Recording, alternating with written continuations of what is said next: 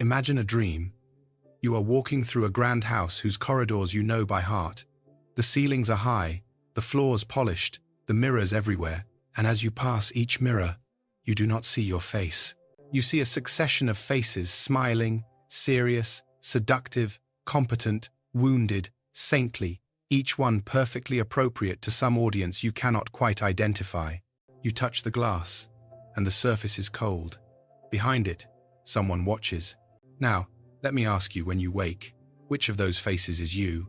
The modern human being believes they have a self like a possession, a name, a history, a personality to be displayed like a well-kept suit. But the psyche is older than your biography. It is not a tidy room. It is a landscape. And the most tragic confusion is this. You begin to think you are the mask you wear, and you forget the living face beneath it. In my work, I called the mask the persona, the social face, the compromise between the individual and society. The persona is not evil. It is necessary. Without it, you would be raw, unbearable to others, perhaps even to yourself. The persona allows you to work, to speak, to enter human community. But there is a danger, subtle as a narcotic. You may begin to overperform the persona. You may become intoxicated with the approval it brings, or terrified of the rejection that would follow if it slipped. And then, the mask hardens. It becomes armor. It becomes a prison. You overperform when you no longer merely use the mask, you become used by it. Your smile arrives even when grief stands behind your teeth. Your competence appears even when exhaustion has hollowed you out. Your kindness continues even when rage is begging at the door. And you tell yourself, this is maturity, this is strength. But the unconscious does not accept such lies forever. The soul does not vanish because you ignore it. It waits patiently, darkly, faithfully, beneath the performance. You see, there is always a counterweight. Whatever you make too bright in your conscious attitude, the unconscious will compensate with shadow. If you become nothing but the agreeable one, the obedient one, the successful one, the spiritual one, the good one, then somewhere within you, the unlived life begins to thicken like a storm cloud. The psyche seeks wholeness, not virtue. It seeks completeness, not perfection.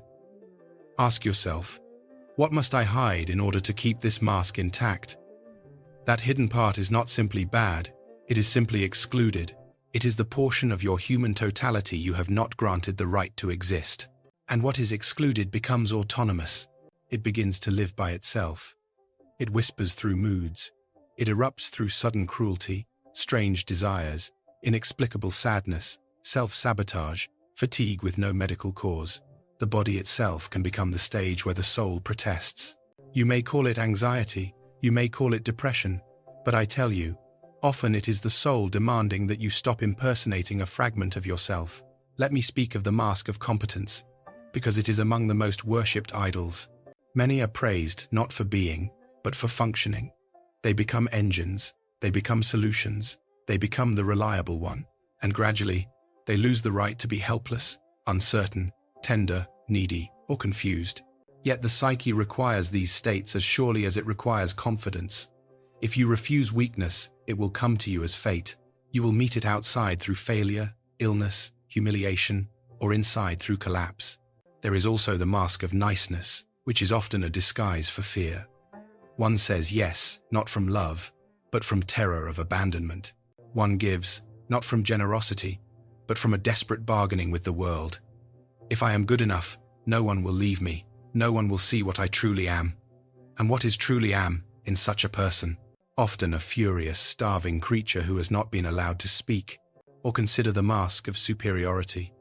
The bright, shining armor of the one who knows, the one who judges, the one who must be above.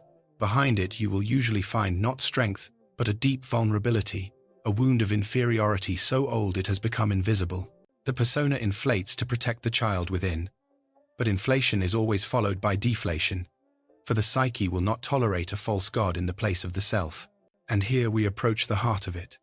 Beneath the persona is not merely a private real you, as people casually say. Beneath it is a living mystery, the psyche's deeper center, which I named the self. The self is not the ego. The ego is the small island of consciousness, the I that chooses, plans, and remembers.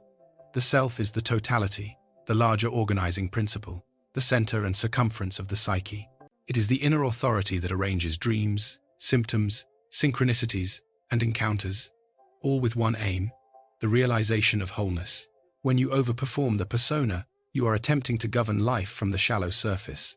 It is like trying to navigate the sea by staring only at your own reflection in the water. The deeper currents will eventually overturn you. How does the soul respond when it is hidden too long? It sends symbols. Dreams are the great correspondents from the unconscious. They are not random. They are not meaningless. They are the psyche, speaking in the language it prefers. Image, myth, paradox. And when the persona becomes too tight, dreams often show masks, costumes, stages, audiences, examinations, false teeth, painted faces, crumbling walls, forgotten rooms, locked doors. The dream says, "You live in a house, but you inhabit only the hallway." Or it says, "You are applauded, but no one knows your name." Sometimes the dream brings a figure, an intruder, a thief, a wild animal, a beggar, a stranger with your eyes. This is often the shadow, the rejected part of yourself returning. You are frightened because what you have excluded returns with primitive energy, yet it returns not to destroy you, but to complete you. The shadow is not merely moral darkness, it is the sum of what you have refused to be. If you have overperformed goodness, the shadow may carry your assertiveness. If you have overperformed rationality, the shadow may carry your intuition. If you have overperformed strength, the shadow may carry your softness. The psyche does not want you lopsided, it wants you whole. And now a painful truth. The mask you overperform is very often the mask your childhood demanded. You learned early what earned love. You learned what brought safety. You learned what prevented punishment, abandonment, ridicule. Perhaps you became the clever one, the pleasing one, the invisible one, the caretaker, the achiever. These strategies were once survival, but what saves the child can imprison the adult. The persona that rescued you becomes the tyrant that rules you. You may ask, if I take off the mask, will I lose everything? I say, if you cannot take it off, you have already lost something far more precious. You have lost the capacity to be real, and without reality, love becomes impossible. People may love your performance, they may admire your mask, but the soul will remain alone beneath it, like a child locked in a cellar listening to applause above. So we begin with a question that is not moral but psychological. For whom are you performing? Not for your employer or your friends alone. Deeper than that, there is often an internal audience, an invisible tribunal composed of parental voices, cultural ideals, collective expectations. The persona is shaped in negotiation with this tribunal, but the unconscious does not belong to it. The unconscious belongs to your fate, your individuation, your unfolding into the person you were meant to become. And individuation begins, always, when the performance starts to fail. You see it as misfortune. The sudden burnout, the relationship that collapses, the panic that arrives without invitation, the emptiness that follows achievement like a shadow at noon. But the psyche sees it differently. It sees it as a necessary crack in the shell. When the persona is too perfect, it becomes sterile. Life cannot enter, and so life breaks in. Often, the first sign is exhaustion, not merely physical tiredness, but a weariness of acting. You wake and feel you must assemble yourself like a costume, arrange the tone of voice, the posture, the acceptable opinions, the correct emotions. There is an inner actor who never leaves the stage, and somewhere behind the curtain, the neglected soul begins to cough. Then come the slips, a sudden anger that surprises even you, a sharp envy, an attraction that does not fit your self-image, a longing you cannot justify. These are not mistakes to be corrected immediately. They are messages. They are the psyche insisting, I am larger than the role you have chosen. Here the phenomenon of projection becomes decisive. Whatever you cannot bear to recognize in yourself, you will meet in others. The hidden aggression becomes their hostility. The denied sensuality becomes their shamelessness. The disowned weakness becomes their neediness. And you will react too strongly, too morally, too passionately, because you are not seeing the other person as they are. You are encountering your own unconscious content outside yourself. This is why the world becomes so irritating to the person trapped in a persona. They are constantly assaulted by reflections of what they refuse to be. The more rigid the mask, the more violent the projections. and the more violent the projections, the more the person clings to the mask for certainty. Thus, a vicious circle is born. To meet the soul beneath the mask, you must endure a particular kind of pain, the pain of seeing yourself without ornament. The ego resists this. It prefers righteousness to wholeness, certainty to truth, applause to inner authority. But the unconscious will not negotiate forever. Let us descend further. Behind the persona is the shadow. Behind the shadow, often, lies the anima or animus, the inner figure of the contrasexual soul, the image through which a person relates to the unconscious itself. Many modern people, though they speak endlessly, are inwardly cut off from this inner partner. They are strangers to their own depths. And so the anima or animus is not integrated. It is projected onto lovers, onto enemies, onto ideals, onto spiritual figures, onto fantasies. How many relationships are not truly relationships at all, but theaters where two people perform their projections for each other? One wears the mask of strength and longs secretly to be held. Another wears the mask of independence and longs to surrender. Another wears the mask of devotion and hides resentment. These dynamics are not mere moral failures. They are psychological compensations. The soul seeks its missing part. When the mask is overperformed, love becomes a transaction. If I am this, you must give me that. But the soul does not want transactions. It wants encounter. It wants the terrifying intimacy of being seen. And here the great fear arises. If I drop the mask, what will I find? Many imagine they will find emptiness. But the unconscious is not empty. It is crowded. It contains your unlived potentials, your buried instincts, your forgotten imagination, your primitive grief, your ancient longing. The soul beneath the mask is often a creature you have not met in years. This meeting is what I called the confrontation with the unconscious. It is not a fashionable exercise. It is an ordeal. Because the unconscious does not flatter the ego. It does not care for your social image. It does not speak in polite sentences. It speaks in symbols, in moods, in dreams that disturb your sense of decency. You may dream, for instance, that you are naked in public. The ego says, "How embarrassing." The unconscious says, "How truthful." Or you dream that you are late for an exam, unprepared, frantic. The ego says, "I am anxious." The unconscious says, "Your persona has become a school where you are perpetually tested, but your soul has never enrolled." Or you dream of a child lost, crying, hiding under stairs. That child is not cute. It is the abandoned piece of you that did not fit the family's story. It is the living center of pain and potential.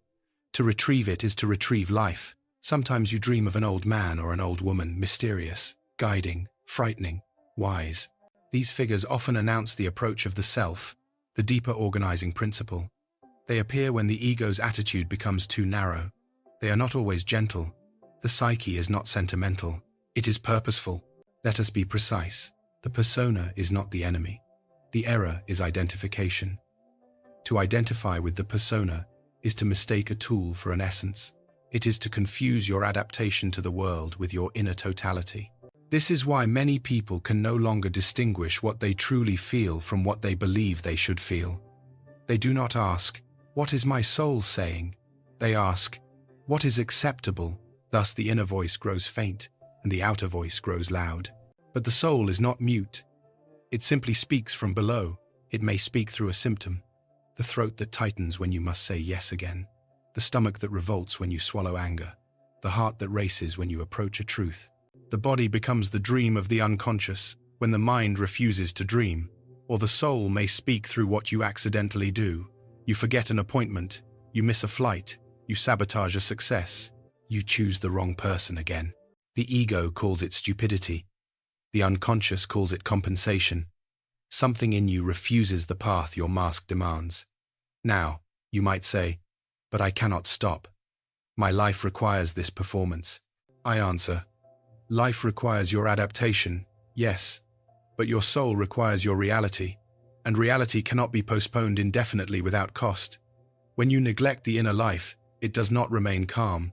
It becomes demonic not because it is evil, but because it becomes autonomous. What is not lived consciously is lived unconsciously, and what is lived unconsciously is experienced as fate. Therefore, The task is not to abolish the persona, but to relativize it. To know, this is my role, not my being. To be able to put it on and take it off. To step backstage and breathe. To return to yourself. How is this done? First, by admitting the existence of the shadow without moral panic. Say, within me there is anger. Not I am an angry person, and not I must never be angry. Simply, it exists. The ego must learn humility before the total psyche. Second, by withdrawing projections. Each time you are disproportionately disturbed by another, ask, what in me is touched? Not as a self-accusation, but as a ritual of truth. The world is a mirror, but you must learn which reflections belong to you. Third, by taking dreams seriously, not as fortune-telling, but as correspondence. Record them, sit with the images, ask, where in my life is this symbol alive? For the unconscious does not speak in concepts, it speaks in living pictures. And fourth, and this is the most difficult, by bearing the tension of opposites. The persona demands one-sidedness.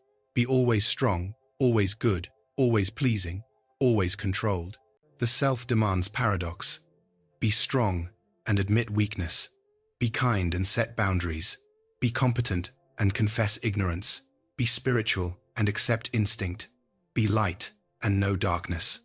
Wholeness is not a sunny moral ideal. It is a totality that includes what you fear. When you begin to bear this tension, something new appears. A third thing, a symbol of transformation. The psyche does not resolve opposites by choosing one, it resolves them by creating a new attitude that contains both. This is the alchemical secret. The work is done not by force, but by integration. And integration begins the moment you stop asking, how should I appear? And start asking, what wants to become conscious through me? At this point, you may feel as though you stand between two worlds. On one side, the familiar stage where your persona performs. On the other, the unknown forest of the unconscious, where strange creatures move. Many retreat at this threshold. They say, better the known suffering than the unknown truth. But individuation is precisely the courage to cross. I will tell you something that may unsettle you. The mask you overperform is not merely a social habit, it is a religion. It has commandments, it has sins, it has a God, approval, it has a devil, rejection. And it demands sacrifice your spontaneity, your honesty, your instinct, your tears, your rage, your eros, your silence. It says, offer these, and you will be safe. But the soul does not seek safety, it seeks meaning. Meaning is born where you are most alive, and you are most alive where you are most real. The persona may bring success, but success without soul becomes a barren throne. Many sit upon it and feel nothing. They ask, secretly, is this all? That question is the soul knocking. So how do you meet what hides beneath? Not by tearing the mask away in dramatic rebellion. That is often only another performance, another persona, now called authenticity, worn with the same vanity. No, the way is quieter, more difficult. It is the patient practice of inner truth. Begin with small acts of de-identification. Notice when you are acting. Notice the moment you shift your voice, your posture, your laughter, to fit an expectation. Do not condemn it. Simply observe. Now the persona is speaking. Already, in this observation, you are no longer wholly possessed by it. Then ask what you have been refusing. Perhaps you have been refusing solitude. The persona hates solitude because there is no audience. In solitude, the soul begins to speak, and the voice may be inconvenient. It may say, this is not your path. It may say, you are living for someone who is no longer here. It may say, you have betrayed your own nature. These are not pleasant messages, but they are liberating, because they return you to reality. Perhaps you have been refusing grief. Many overperform strength because they fear the flood of sorrow underneath. They imagine grief will annihilate them. But grief is often the guardian of the heart. It is the proof that something mattered. When grief is refused, it becomes bitterness, cynicism, numbness. When it is allowed, it becomes depth. Perhaps you have been refusing anger. Anger, when integrated, is not cruelty. It is clarity. It draws boundaries. It says, no. It protects the inner child. When anger is denied, It becomes passive aggression, illness, sabotage, contempt. The soul beneath the mask often carries a sword you have been too polite to hold. Perhaps you have been refusing desire eros, the life force that connects you to people, to work, to creativity, to the body, to the world's beauty. Many overperform duty because they distrust desire. Yet desire, when conscious, is not chaos, it is guidance. It points toward what wants to live through you. Deny it, and life becomes mechanical. And now we come to the central paradox. The soul hides beneath the mask, but it also creates masks. The psyche produces personas as needed. You will always have roles: worker, parent, lover, friend, citizen. The goal is not nakedness. The goal is freedom. The ability to wear a role without being devoured by it. The ability to say, I am more than this. When this freedom begins, you may feel fear. The persona has been your identity. Without it, who are you? Here is where the self appears not as a concept, but as an experience. A quiet inner solidity that does not depend on applause. A sense of being guided from within. Sometimes it arrives through a symbol, a mandala in a dream, a circle, a stone, a tree, a river, a light in the darkness. Sometimes it arrives as a feeling. I do not know where I am going, but I am no longer lying. This is not happiness, it is truth, and truth has its own austere beauty. As you move closer to the self, the persona becomes more transparent. You become less interested in being impressive. You become more interested in being whole. You speak more simply. You say, I don't know. You say, no. You say, I am afraid. You say, I want. These sentences are not weakness, they are doors. And you will notice something else. When you stop overperforming, the world changes. Some people will withdraw. They loved your mask because it served them. They needed you to be predictable, useful, flattering, endlessly capable. Your individuation threatens their comfort. This is painful, but necessary. When the persona loosens, relationships are tested. Do they belong to the mask or to the soul? Other people will draw nearer, as if relieved. They, too, are tired of acting. Your honesty gives them permission to breathe. In this way, the work of individuation is never merely personal. It alters the human field around you. Yet do not romanticize this. The path includes loneliness, because the persona was your passport into the collective. When you begin to live from within, you may stand apart. Not in arrogance, but in necessity. You cannot belong fully to the crowd and fully to the self at the same time. There will be seasons where you feel between worlds. During such seasons, attend to your dreams. They will become more insistent, more symbolic, more guiding. The unconscious will offer you images of your next step. You may dream of crossing a bridge, of descending stairs, of opening a door, of finding a hidden room in your own house. These are not trivial, they are psychic facts. The soul is mapping your transformation, and when you meet the shadow again, and you will do not panic. Integration is not a one-time event. The shadow changes as you change. Each stage of life produces new blindness, new one-sidedness, new compensations. Individuation is a lifelong dialogue, so I leave you with an image. Picture a theater at night. The seats are empty, the stage is dark, the costumes hang in silence, and somewhere, backstage, a single lamp burns. You walk toward it. You expect to find an actor removing makeup, weary, relieved. Instead, you find a child drawing symbols on the floor, circles, animals, faces, suns and serpents absorbed, alive. The child looks up, not accusing, not pleading, only waiting. This child is your soul. It does not demand that you abandon the world. It does not demand that you destroy your masks. It demands only that you remember who wears them. So tonight, when you feel the familiar urge to perform, pause. Ask quietly, as if listening into a deep well, who am I when no one is watching? And then listen not for an answer in words, but for an image, a feeling, a dream. The soul speaks softly at first, because it has been ignored. But it is persistent. It has waited beneath your masks for years. It has not died. And if you dare to meet it, you will discover something astonishing. The mask was never your face. It was only the door.